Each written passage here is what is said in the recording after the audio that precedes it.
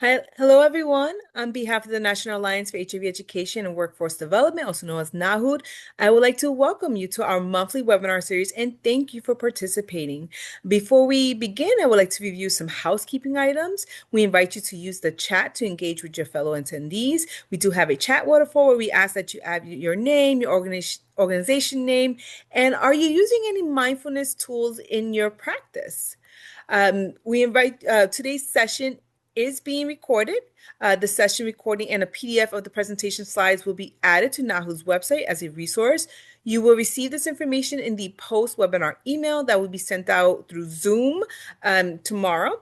And you can also visit NAHU's resource page on the website to find this resource and view the past sessions. Throughout the session, we do ask that you use the Q&A pod to ask your questions. The speaker will address them at the end of the presentation. If there is time and you would like to ask your question live, please raise your virtual hand and I will open your line to speak. Next slide. So just to provide some background on our organization, NAHU is a membership organization of 8 regional and 2 national AIDS education training centers, also known as the AETCs. Established in 2010, NAHU supports the AETCs, a component of the HRSA-funded Ryan White HIV/AIDS program, which have an explicit directive to build and maintain a well-educated and culturally sensitive health professions workforce that can provide prevention, diagnosis, care and treatment, and medical management for people at risk for and living with HIV. NAHU collaborates with multiple organizations to promote and educate on the work of the ATC program. Next slide. Since 2018, NAHUD has been funded by the American Academy of Addiction Psychiatry as a partner organization of the Opioid Response Network to address the intersection of HIV and opioid use disorder. ORN was created to support efforts in addressing the prevention, treatment, recovery of opioid use disorders and other substance use disorders through the provision of locally designed education and training. Visit the website to submit a TA request, read case studies, see featured resources, check out upcoming ORN events and trainings, learn about ORN workgroups addressing health disparities, and more. Next slide. We value and welcome your feedback on today's webinar. We will include a link to the evaluation towards the end of the session, and it will also be included in the post-webinar email. If you are participating on the phone, please send me an email with your name and the phone number you used to participate. Please complete the evaluation within the next 2 weeks. Once the survey is closed, we are unable to reopen it. If you are requesting CE credit or certificate of attendance, you will need to complete the evaluation. And just again, in terms of participation, if you are participating as a group, please note, oh, are you having, I'm seeing that someone may have trouble hearing. Can others hear me? Okay, thank you. Okay. If you are participating as a group, it is super important to understand that you would have to log in order to receive credit. You do have to log in individually so that we can track that you did participate. So if possible, we do, and you're going to request CEs or a certificate of attendance, you do need to log in so that we can track that. So if you are requesting CE or a certificate of attendance, you will need to complete the evaluation. To receive contact hours for participating in the continuing education program, the registrant must join the webinar, attend at least 60% of the presentation and complete, of the scheduled presentation and complete and submit an electronic evaluation. You will receive your requested certificate within 3 weeks of submission of the evaluation. So at this time, it is my great pleasure to introduce today's presenter. Dr.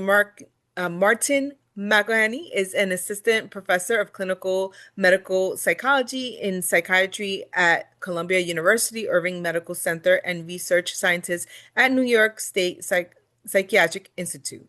Most of his career has been spent understanding the intersection of medical illnesses such as HIV and AIDS and the diagnosis and treatment of psychiatric conditions, including depression and substance use.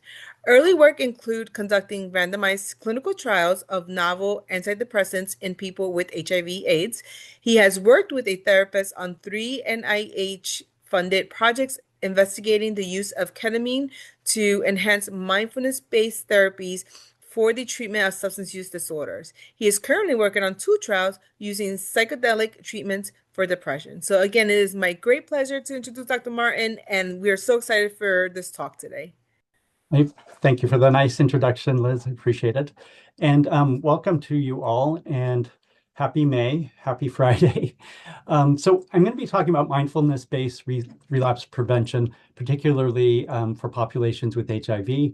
And I'm happy to get started then. Let's see if I could advance my slides. Let's see.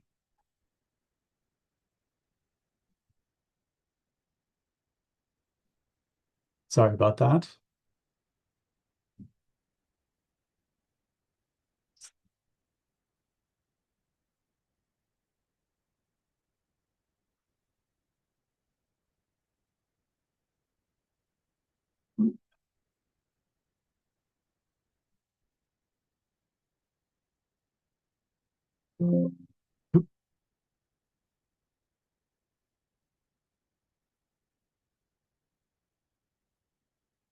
Sorry about this, guys.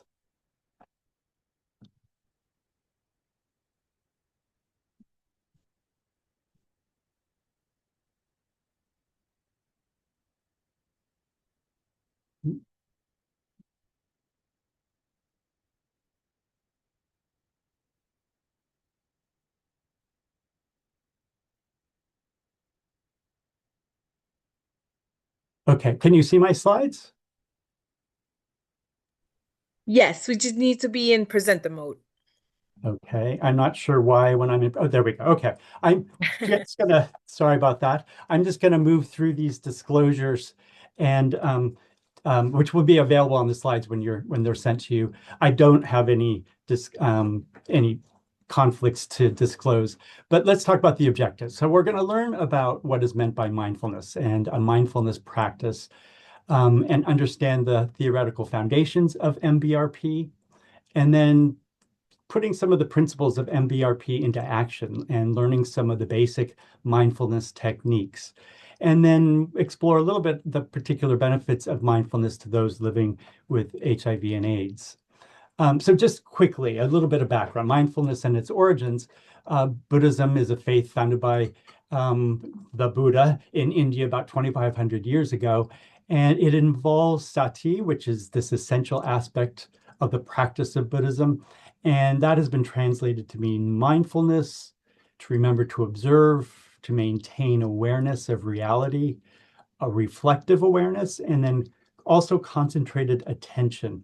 So we're going to be bringing some of these aspects to what it means to want to change a behavior, such as substance use, if we want to either reduce our use or stop our use, bringing to practice some of these aspects and to achieve our goals.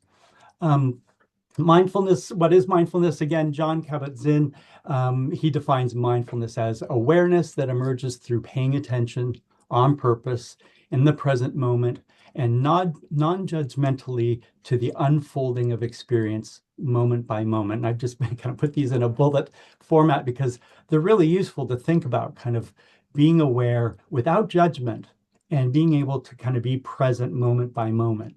And again, we're going to bring to bear these sorts of ideas to treating substance use disorder. I know it's afternoon where I am, but for some of you it might not be. And nonetheless, I'm going to be introducing some science. In 2013, Corey and colleagues conducted a meta-analysis to provide a review of mindfulness-based therapy that incorporated looking at the results of 209 studies. And between those studies, it meant an enrollment of 1,145 participants having a variety of disorders. And what they concluded looking across the data was that mindfulness-based therapy is an effective treatment for a variety of psychological problems and is especially effective for reducing anxiety, depression, and stress. In a study by Goldberg in 2018, conducted a similar process of looking at across studies. That team did a meta-analytic study, including 142 with over 1,200 participants. And the effects showed the most consistent evidence so far in the support of mindfulness for depression, pain conditions, smoking cessation, and including addictive disorders were part of those studies included in that meta-analysis. As a result of that study, it really brought to the fore the notion that mindfulness-based interventions hold a promise to be considered evidence-based treatments. In 2017, Lee and colleagues conducted a meta-analysis including 42 studies, and they were using specifically mindfulness-based interventions to treat substance misuse. The results revealed significant small to large effects of mindfulness treatments in reducing the frequency and severity of substance misuse, intensity of craving for psychoactive substances, and along the way, even reducing the severity of stress. So this, again, meta-analysis kind of specifically on using mindfulness to treat substance misuse. Again, the conclusion is that mindfulness treatment for substance misuse is a promising intervention. Their conclusion, like most research, suggests that more research is needed, and maybe we need to better understand the mechanisms by which mindfulness interventions exert their effectiveness. So more research, but also to understand what are the ingredients of mindfulness that help work towards these different disorders, including substance misuse. To address this, different researchers have theorized that mindfulness meditation is kind of a big part of the practice and the treatment used in these different studies. And they believe that it produces some of the following interrelated benefits, that it promotes metacognitive awareness. What does that mean, really? It means that we can be kind of aware of our thinking, so that we're not just in our experience, but we're able to kind of step out and be aware of what we're thinking. So we're not just in the moment, but we're observing the moment and what we're thinking and kind of where our mind is. And that's a component of why mindfulness might be useful in treating substance use. It enables disengagement from the perseverative thinking, or rumination. So it gives that ability to notice that we're ruminating on a topic or a desire or the thought of using perhaps, and it allows us to step out of that type of perseverative thinking.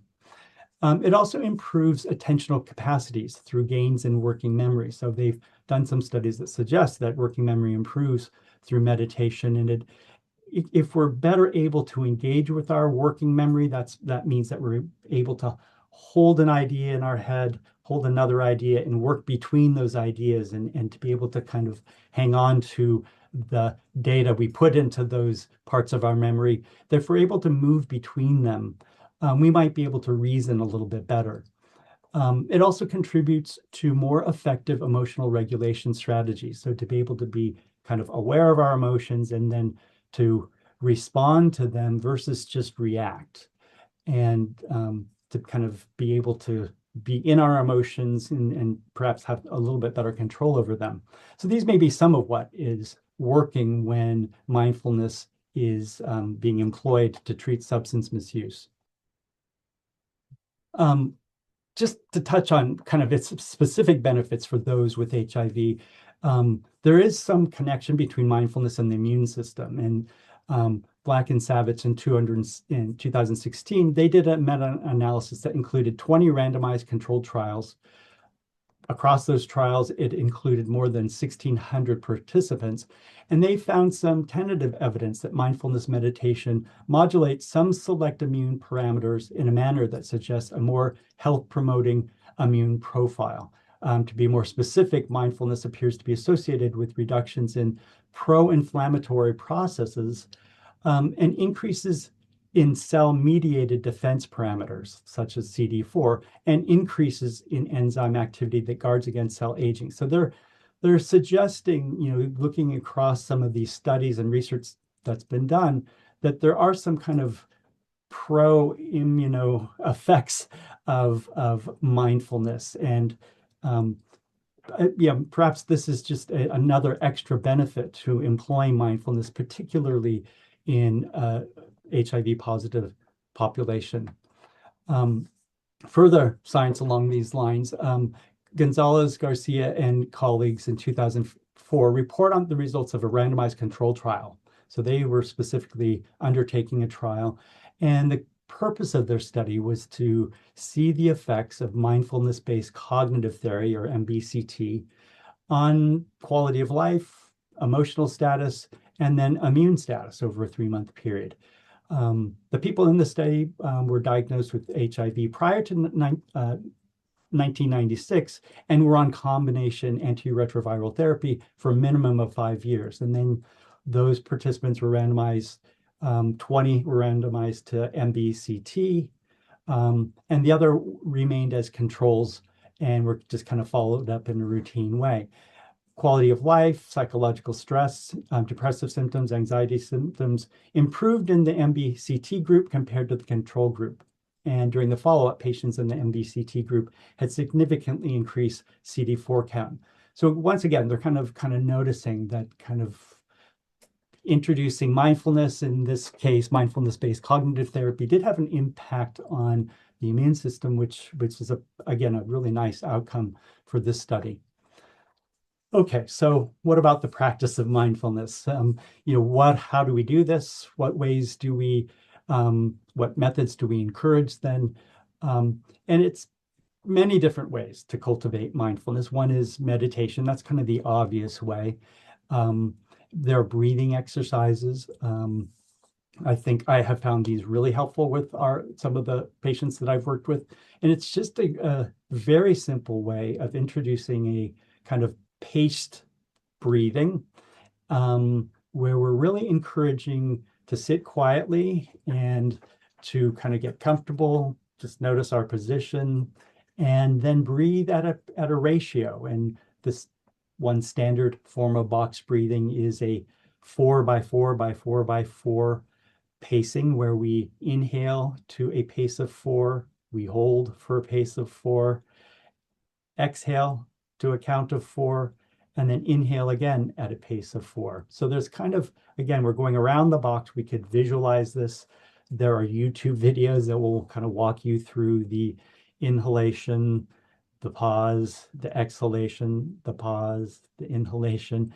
And there are different forms of this. The one that I think a lot of people puts a lot of kind of feel is one of the stronger forms of this is a box breathing, where the exhale is even slower than the inhale. So it might be a pacing of 4, 4, 8, 4, where the exhalation is slower than the inhalation. All manner of these on the internet to look for, that will kind of pace you through different paced breathing exercises. Just basic mindfulness exercises is another form of practicing mindfulness. And this could be just sitting quietly next time you're eating a meal, to slow down and kind of taste the ingredients more mindfully in a slower way. People find that if they exercise mindfulness in the course of a meal, they actually enjoy it more. They tend to eat less. Imagine that we can kind of slow down and kind of enjoy it. And we may notice that we're becoming sated and we don't need to eat the full plate full of food. We could stop when we feel that we're satisfied. So that's an exercise just while eating. We could sit in a park and notice the color of the sky, the sound of the wind through the trees, the sensation of sun on our skin. We could employ lots of all 5 senses, frankly, in exercises that can help us be more mindful. Mindful exercising, that could include yoga, Clearly, when we're, doing yoga, our mind is focused on our body, our position, our breath, and it's not so easy when we're holding a pose for a count, or we're kind of trying to find a particular position, to be ruminating about the to-do list we have, or the misstatement we made early in the day, or the thing we're sorry for, or anticipating some anxiety, some anxious future event. When we're holding a pose, or trying to find a position, and noticing our breath, we're not able to ruminate. And so it helps us shift into that lower gear, that mindful gear. Um, Other forms of mindful exercising, walking, we could go for a mindful walk. And what that might entail is just noticing very carefully the movement of our body, the swing of our arms, the breaths that we're taking while we're walking. So there's other forms of mindful exercise. Um, Mindfulness can also just be very simply kind of focusing the mind on the present and checking in with ourselves. Here we are on May 1st on a Friday. Maybe we all can do this here and now. And that might be as simple as just kind of taking a moment, noticing our position in the chair, seeing if our shoulders are hunched up. We can just let them down a little bit. Notice what are we thinking about? Kind of where are our emotions? Kind of what am I feeling? Am I anxious about all the things I have left to do today? Am I kind of also perhaps some joy that it's Friday and anticipating some pleasure of the weekend? Kind of what are our emotions? Sometimes just stopping, taking a moment to slow down instead of grabbing our phone and scrolling through Instagram. Maybe we stop and just take a moment to kind of be present in our own body and our own self and our own mind. And it, we don't it doesn't have to be for any length of time. It could just be for a few moments to kind of take time and be present. That too is a way to cultivate mindfulness. Doesn't take much time. Because meditation is such a big part of a lot of the programs that encourage mindfulness. It certainly is part of the mindfulness-based relapse prevention strategy that I'll be kind of walking through. I think it's useful just to understand that there's so many different types of meditation. There are those that are kind of just mindfulness, noticing where your mind is. There's more spiritual versions. There's kind of focusing on a particular idea. There's movement meditation, like I just described, while walking. There's meditations that encourage us to use a mantra in a repetitive way, where our mind is kind of focusing on that word, on that mantra. And as our mind wanders, we bring it back to that mantra. Transcendental meditation is a form of that.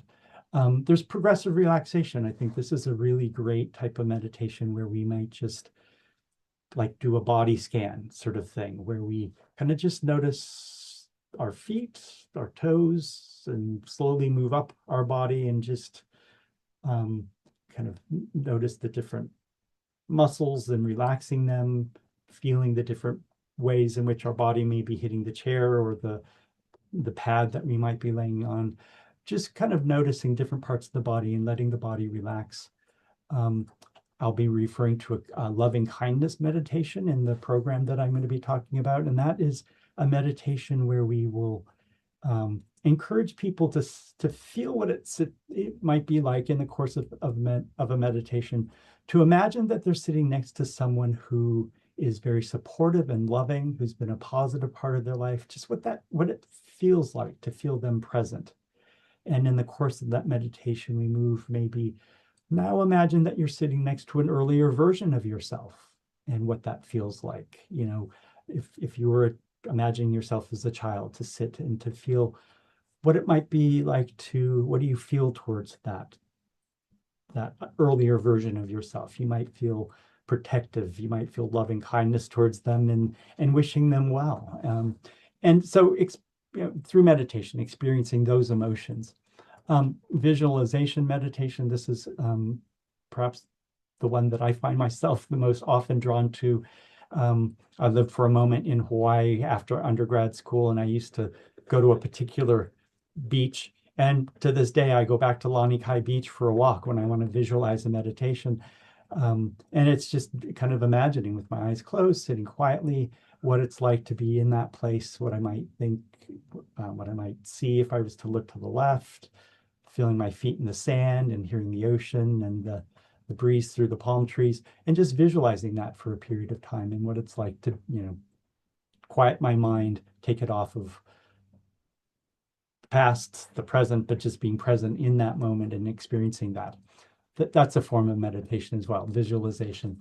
Often here are some of the common myths regarding meditation, and it's that I'm too busy to meditate. It's like that's always my favorite. It's a little bit like saying I can't exercise because I'm not physically fit. It's like, well, is an exercise about becoming physically fit? And if we're too busy to meditate, maybe we're making some decisions in our life that have us being busier than we need to be, and maybe we're not slowing down and prioritizing um, kind of the importance of meditation in our life and slowing down and perhaps finding a different gear. I think those of us who had stick shifts, we had to know what the different gears were. And I think in today's world, we kind of we don't have that slower gear very well developed, and it's useful to explore that gear, that slowing down gear. People say my body's too restless to meditate. I can't sit still, and for that person who, if I'm sitting with them and I might be kind of doing a meditation with them and they're saying I'm too antsy, it's like, well, just be with that sensation of restlessness. It's okay, feel it. Let's just be with that sensation. You don't have to fight it. um, and just notice whether it increases or decreases, what it feels like. Does it travel to different parts of your body? Is it in your legs? Is it just notice it and be with it. Don't fight it. And sometimes that in and of itself allows them to kind of be calmer and quieter, or just be with the restlessness. Some people think the goal of meditation is to empty the mind of thoughts, and that's impossible. We will always have thoughts, and meditation is really a way for us to change how we relate to our thoughts. Um, so we're not going to not have thoughts, but it's a way to kind of to teach us to disentangle ourselves from our thoughts, to be able to learn, for example, that thoughts are just thoughts. And that's a really useful thing, particularly with substance misuse, to understand that a thought is just a thought and that we are not our thoughts. So I've heard it kind of along these lines that people say, isn't that boring to sit there? And it's like, a walk on Lani Kai Beach that I just described, that's not boring. It's wonderful. Like, how could that be boring? Sometimes just going through memories that we have is a way of doing a sort of meditation, to walk ourselves through moments in our life, perhaps. That's not boring. You must meditate for a certain length of time. And I think people will kind of encourage people to meditate for a length of time, but I think we should need to let go of that notion of duration, and that to meditate for a few minutes is better than not at all. And I think sometimes we just have to take what time we have to slow down and find that other gear. Meditation requires sitting in silence, and I think that's actually also not true. I a lot of the meditations I engage with, I follow someone's voice and they walk me through a meditation. It's not sitting in silence. I'm listening to someone guide me through. So guided meditations, again, at the end of the slides, there are lots of references where to go to find some of these. And having someone listening to their voice and having them guide you through a meditation, it's not sitting in silence. We're listening to their voice walk us through. And they're very helpful to help us learn how to meditate. So again, the way that we check in, you're going to notice in the program I'm about to introduce, it talks about checking in, and that is just kind of in a non-judgmental way, noticing where we are, just kind of how we're feeling, bringing an attitude of openness and acceptance towards whatever we're feeling, whether they're pleasant or unpleasant or a mix. Being curious and interested in our inner experience, kind of what am I actually experiencing right now? And, if we're uncomfortable, that's not always a pleasant thing, but to kind of acknowledge where we are. It sometimes introduces the idea that may change, and that there's sometimes those that discomfort will pass. Curiosity about how we feel can help us be open to what is actually present. So kind of having that curious attitude can actually help us arrive at kind of what we're actually thinking or feeling about certain things. On the right-hand side here is just a triangle of awareness, knowing what our thoughts are, knowing where our emotions are, and what sensations we're having. All three of these. And sometimes we could just kind of circle through these different aspects in checking in with ourselves. The program that I'm going to reference here is a clinician's guide, mindfulness-based relapse prevention, and it's suggested to be a group administration of mindfulness-based relapse prevention, and it's a rolling admission, which is, I think, for a lot of us who may work in a situation where people come and go, and it's an open group. This is a great format to use because each chapter kind of gives a lesson, something to be learned, and one doesn't necessarily build on the other, but each of them is a standalone lesson to be learned. You'll notice that on the right-hand side, it says the guide is free, open access, and brilliant. So it's available to everyone. And I highly recommend it. You're going to see I'm going to kind of walk through this guide. It's intended as a facilitator's guide to be used with groups. I've used it with individuals. It doesn't have to be a group setting. They mention in the introduction that it's valuable for facilitators to have, obviously, experience with substance use treatment in order to use this. But they also note that they feel it's crucial that they have a personal meditation practice. And that could be a practice in kind of whatever way that person is practicing. And I think, one of the reasons for suggesting that is that they suggest that the facilitator use their own experiences while leading the group. It's helpful sometimes to kind of be able to share their own experiences and to be familiar with what the challenges are to developing a meditation practice. And so that's why they encourage that. At the beginning of each section, so this is just to give you an idea of a common component covered in each of the different sessions, there's a brief introduction of the group, a little review of the group rules, and then they generally do a meditation of sorts, and usually about 10 minutes worth.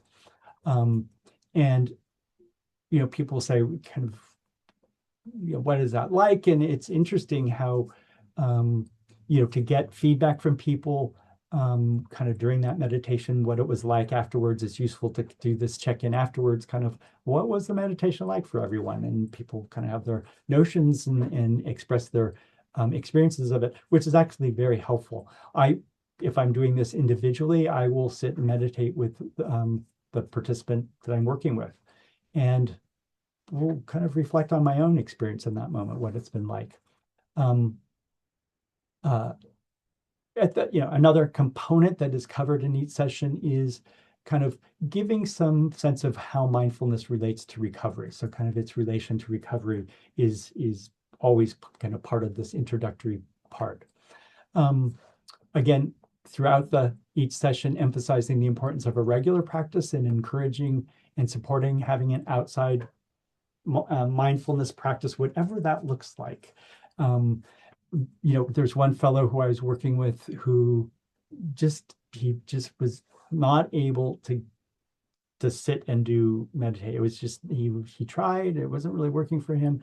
He was a bodybuilder. He went to the gym daily, and he began to kind of incorporate mindfulness into his daily exercising. And what he would do is he'd say, what I'm going to do is kind of incorporate the breathing techniques kind of while I'm sitting between sets, and just notice my breath and see if I can do that. And he would do planks, that exercise where you're kind of in a particular position on the floor. And he said, I'm going to bring kind of mindfulness to that exercise as well, something he did every single day. Beautiful. He was kind of finding his way of practicing mindfulness that was woven into his normal exercises. Again, discussing the participant experiences, observations, and challenges with having an outside practice. The common expression is that, I got too busy and, didn't find time for it. And I'm right there with them. It's like, yeah, sometimes when I need it the most, when I'm the most busy and the most stressed, it drops away sometimes. And that's actually when I need to be kind of, that's probably when my body and my mind need it the most. But it happens to all of us. And it's just, that's gonna be the way it goes. And I think if we're accepting of that, people will not kind of have any kind of shame around the fact that they haven't been practicing, that okay, we will, in a kind and gentle way, try to encourage it. Um, General learning objectives related to common components, to understand what mindfulness is, how to practice it, how it relates to recovery, to practice noticing present moment experiences with openness and curiosity, anchoring one's attention to the breath, practice staying with difficult or uncomfortable internal experiences. So with people going through recovery, this could be the key right here. Describing in words one's direct experience. So again, sometimes people are not so practiced in what it means to kind of notice their internal experience and coming up with a way of describing it and putting it into words and bringing it into awareness. And so this practice again is helpful. I'm just going to kind of walk through some of the different sessions, and I think this is a useful session. It talks about mindfulness versus autopilot, and in this, I'm going to jump over to the learning goals here. We're learning to differentiate mindfulness from automatic pilot, and this is, we could describe the role of automatic pilot in substance use, and people will describe, I do it out of habit. It's not often, it can be sometimes that I need it and crave it. And other times it will be, I do it because that's what I do with those people. That's what I do in that time of day. That's what I do when I have that feeling. And so to become aware of this kind of awareness, becoming, aware of the notion of habit and autopilot is useful. And so, part of the session talks about how, the practice of intentionally stepping out of autopilot and into mindful mode.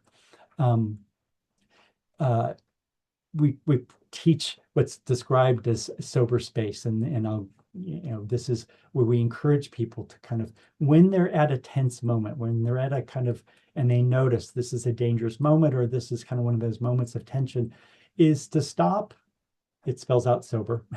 Stop kind of what we're doing, what we're thinking, stop, observe what's going on, observe where we are, observe what we're feeling, breathe, take a couple deep breaths.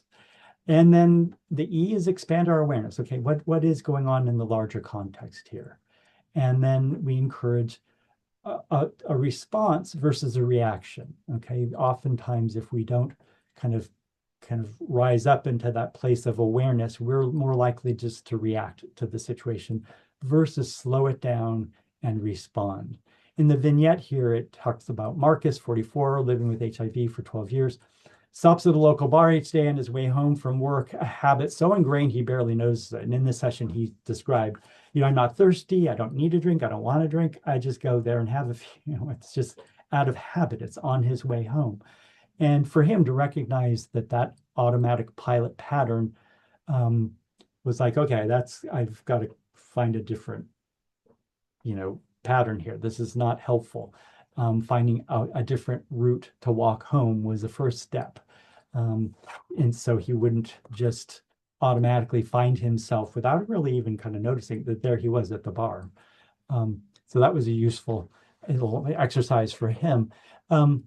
Emotions as visitors. So in this exercise, we really learned the importance of being aware of our emotions.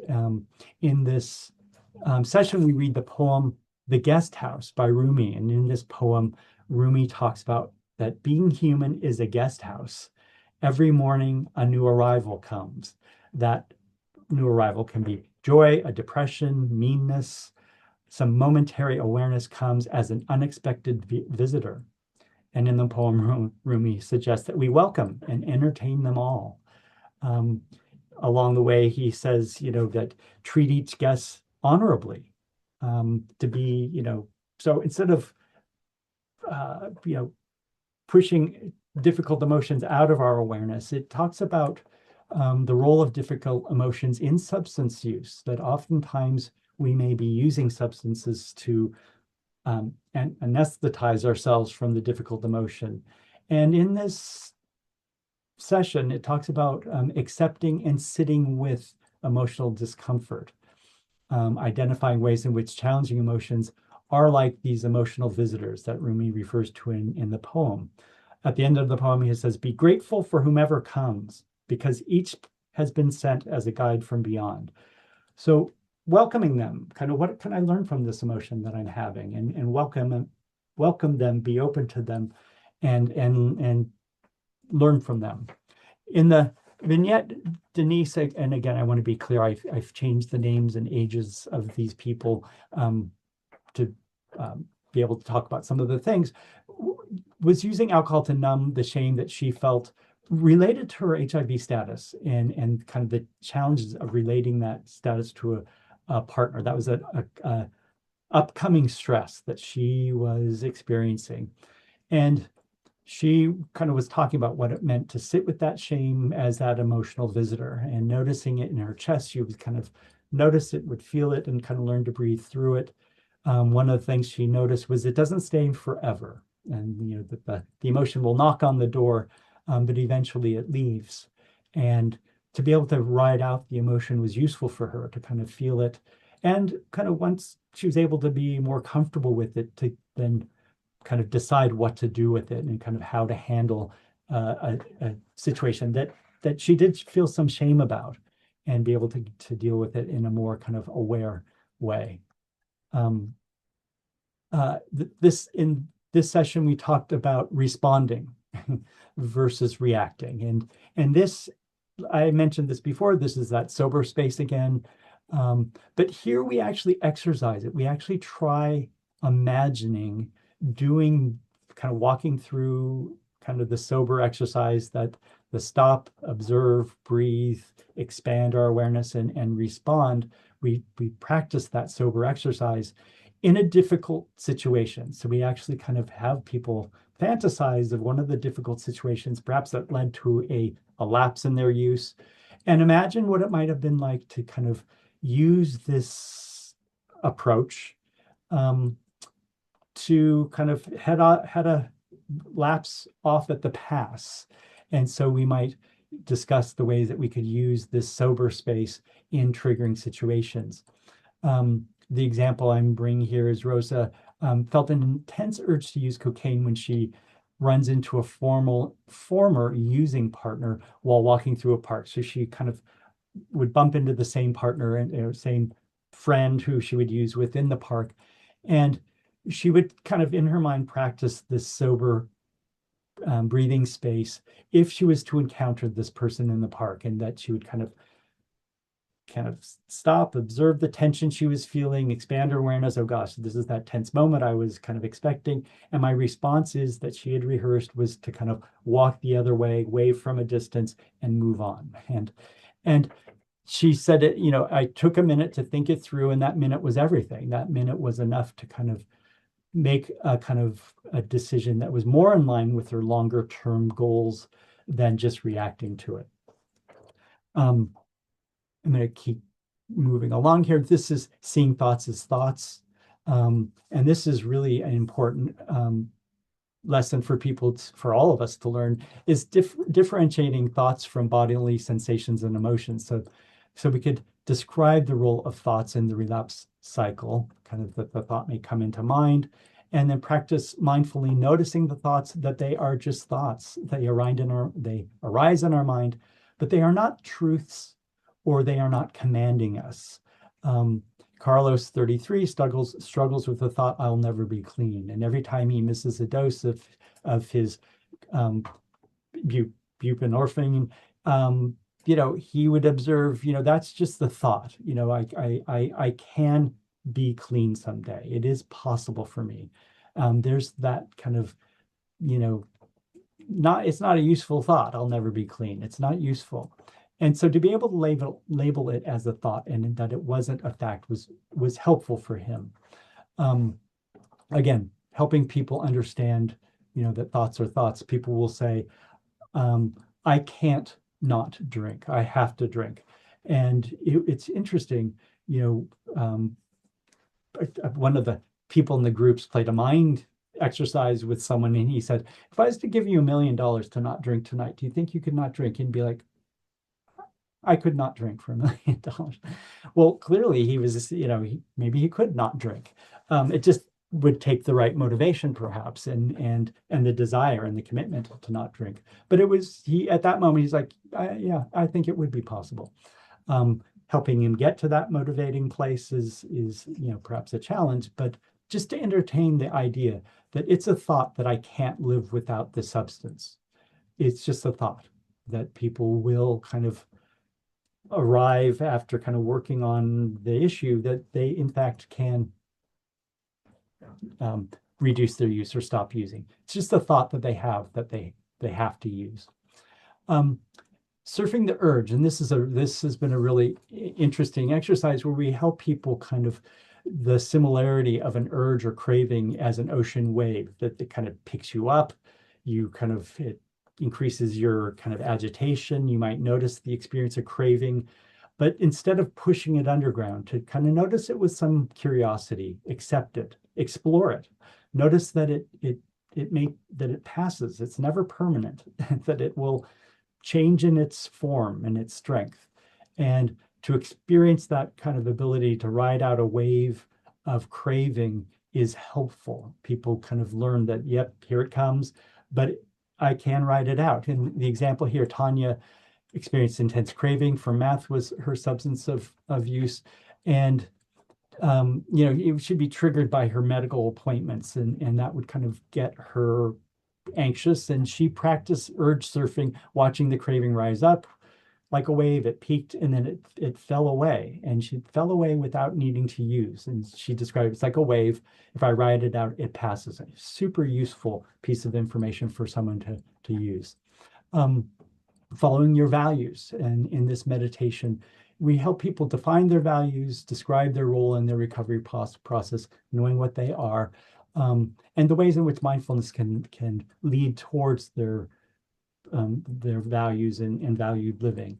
Practice mindfully reflecting on what their personal values are. In the group, there's a woman named Jackie, again, name changed, described her family as the most important aspect of her life. And she's becoming very aware of the way that her cocaine use would interfere with her time spent with her kids that she valued. And so keeping that value in mind was important for her to keep her motivation and her larger goal in mind to reduce her use and eventually stop. This is exploring needs through meditation and kind of exploring what our human needs are, and that there are going to be urges that underlie our use of substances. Practice mindfully exploring human needs underlying the various urges to use substances. Describe how and why it is understandable that people turn to substances.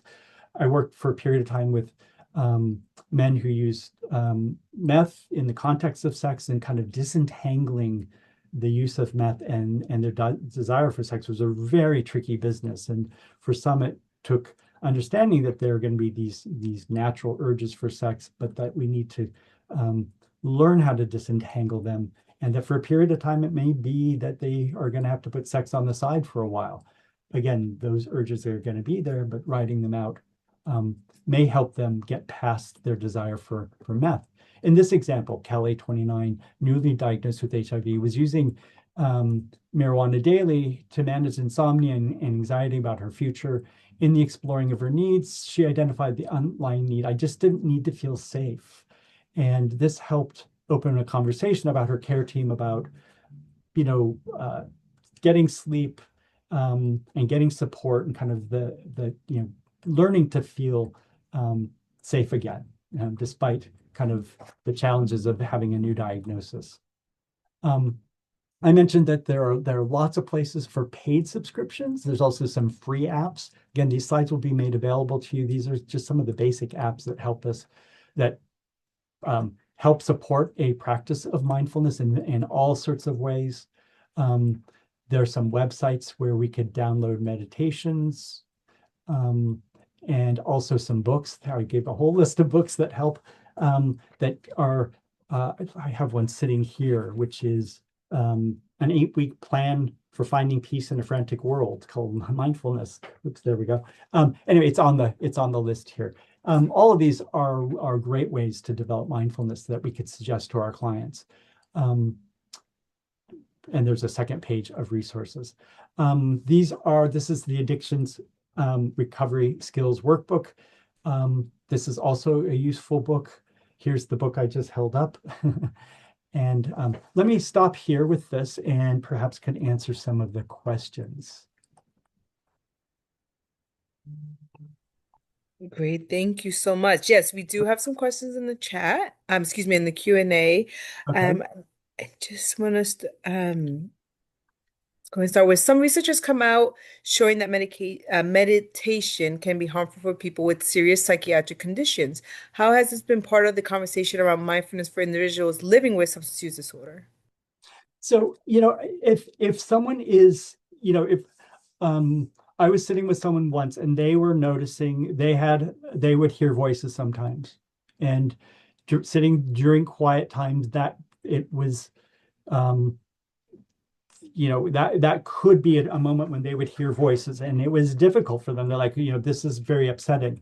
And we had a conversation about what it was like to hear the voices and kind of what they typically did when they heard them. And they would distract themselves. They'd turn on music, they'd do various things to kind of, and my suggestion to someone like that some mindfulness practices, that if they do induce some, voices or difficult symptoms like that it's okay to back out of it. And then it's like, okay, this is not a time for meditation, and I'm going to turn on some music then.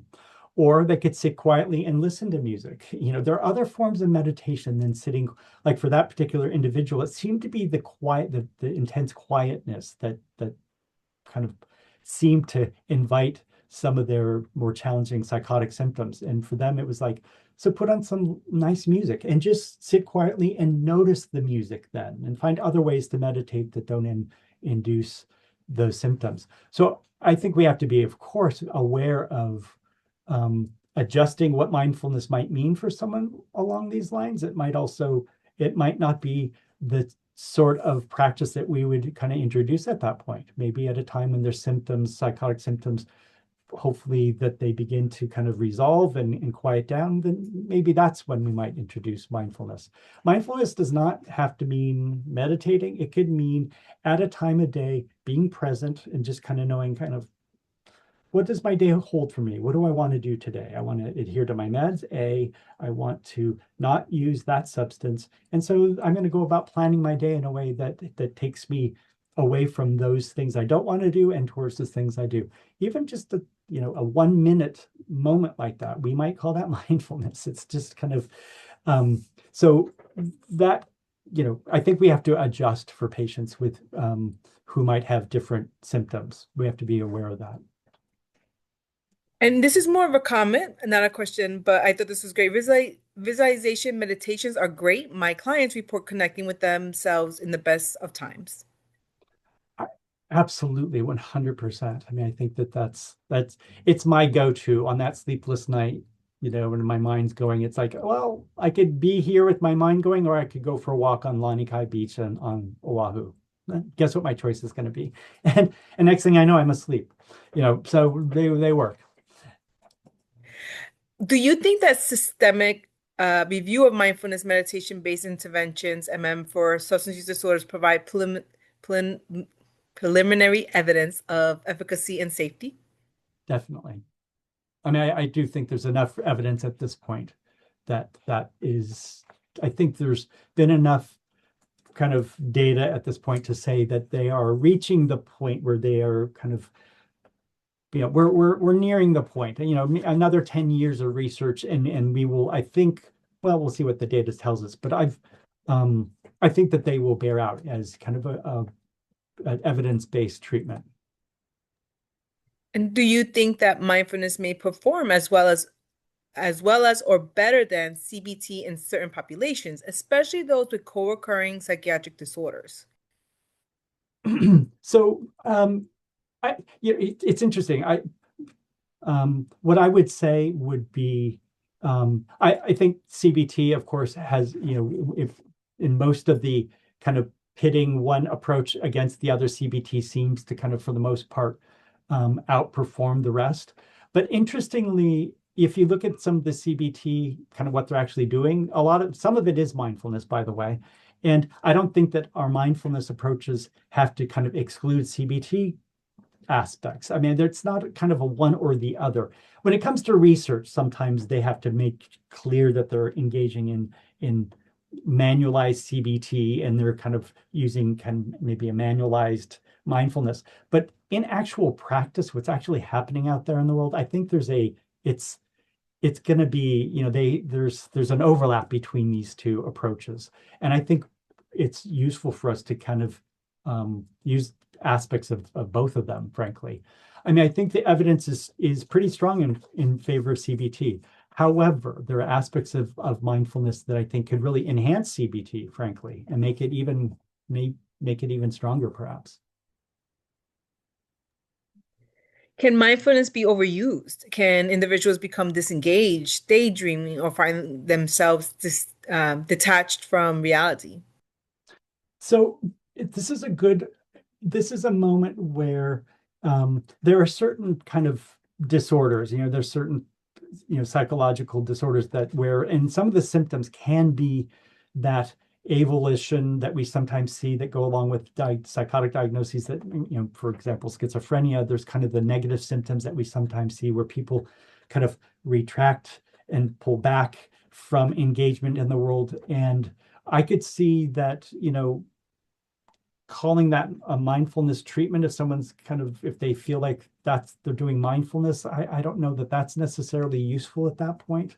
I would, so I guess I'm going to agree that for some people in some symptom conditions, kind of isolating and engaging in kind of mindfulness practices can facilitate them detaching from the world. That may not be the healthiest. On the other hand, I think for most of us, kind of engaging in a certain type of mindfulness, and then we kind of enter back into our world of engagement, they're very functional. I think it is very useful. But it is, I think it's a fair thing to look out for if someone is kind of retracting from the world in a way they are calling mindfulness by kind of removing themselves from others and from engagement. That might be useful to keep an eye out for someone overdoing it, right?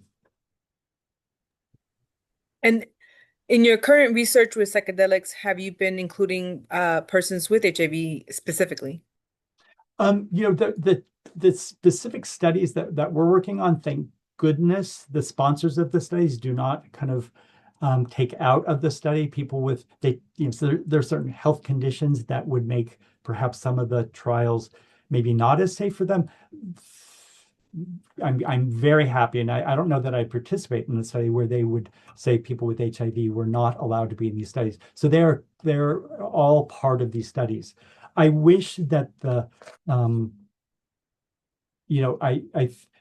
I think we're at this point where people who are stable with HIV and are welcome into most of these trials that are being conducted all over the world, looking at psychedelics to treat different disorders, including substance use. So thank goodness people are stable enough at this point that I'm not seeing them excluded from trials. So they are a part of. I have not seen. Have I seen a trial? I guess I have not seen and I'm not participating currently in a trial specifically for people with HIV.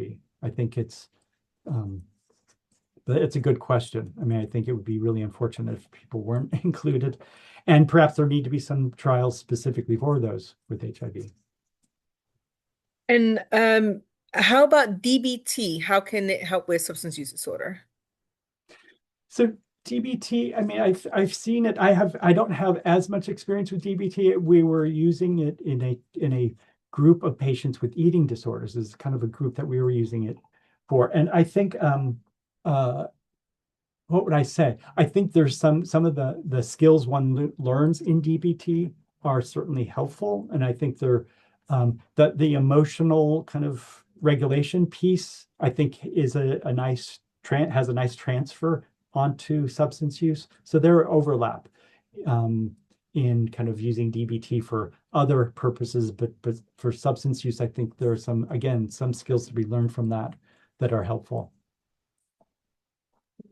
And we are coming at the top of the hour, but there was a question where can we access the clinician's guide? So, um, it will be, I think it will be in this, you're sending the slides out, right, Liz? Yes.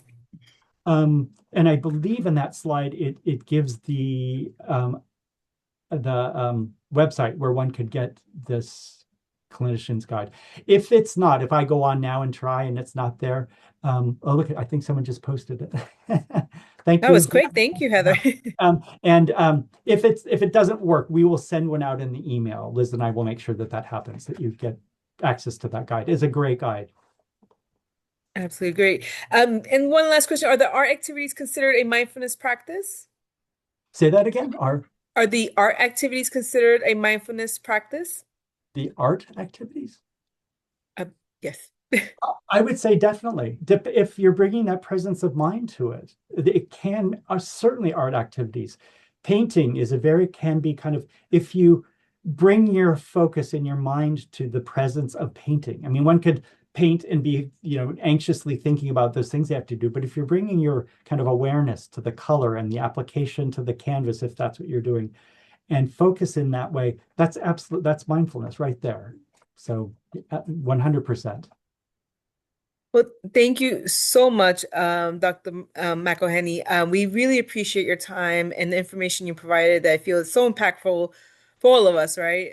For our clients and as individuals. So thank you so much. We want to thank everyone for participating today. As a reminder, we would love your feedback, whether or not you're requesting CEs or the certificate sentence. We really would love your feedback. I do want to say that we do share the feedback with our speakers. So I think it's very helpful for them as well. And of course, to get the praise, we're getting all this great praise in the chat. So include that in your evaluation. I'm sure you would love to hear that, see that. Also, our next session is on Friday, June 5th, again at 12 p.m. Eastern Time. We'll have some more information and we'll send it out and available on the website. We wish everyone a wonderful Friday and weekend, and we'll see you next month. Thank you. Thank you, everyone.